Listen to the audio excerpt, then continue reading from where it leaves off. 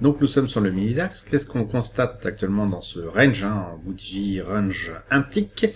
Eh bien nous avons un fort frottement apparaissant ici, donc en haut de ce canal, un fort frottement apparaissant ici, donc en bas, donc entre les deux, et on voit que ça dure depuis un petit moment.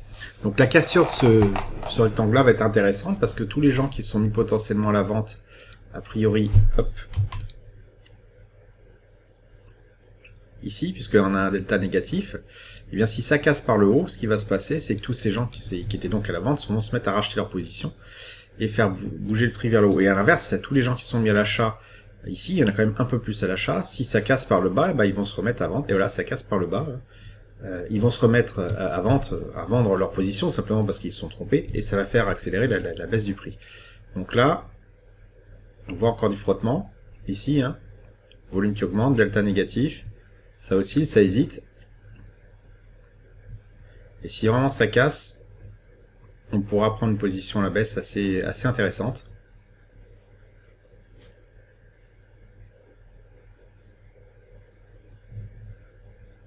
Allez, c'est parti.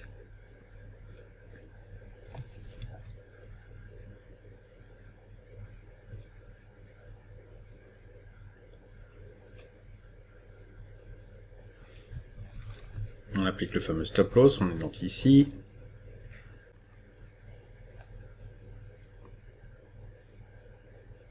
Tous les acheteurs sont en train de revendre.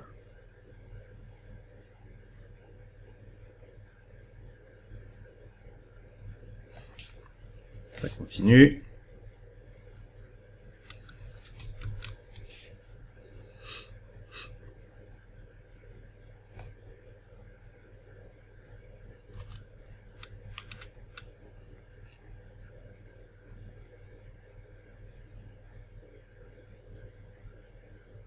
Ça continue, on descend le stop loss à peu près là, au niveau de ma souris.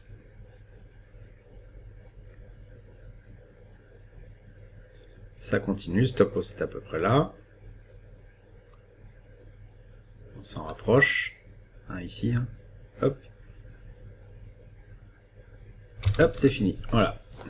Donc on a fait quelques ticks entre ici et ici. Voilà, c'était l'idée, vraiment de choisir des gens qui se piègent au sein d'un range, le voir avec les volumes qui explosent, et finalement qui donnent un résultat pas énorme, puisque on crée une nouvelle bougie que quand on crée un nouveau tick et quand on déplace un nouveau tick, donc c'est-à-dire beaucoup de mouvements pour pas grand-chose, donc un intérêt fort des gens et une forte résistance. On ne sait pas trop si c'est à l'achat à la vente. On voit ici un delta qui a priori est positif.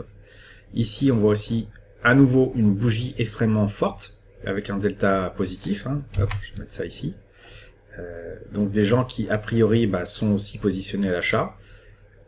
Lorsqu'on revient à nouveau sur le bas du rectangle, donc on a un petit peu de mouvement, et celui-ci est assez caractéristique puisqu'on a un volume assez important, un delta qui pour le coup là est négatif, donc peut-être un petit peu moins d'espérance que ça va casser par le haut pour les acheteurs.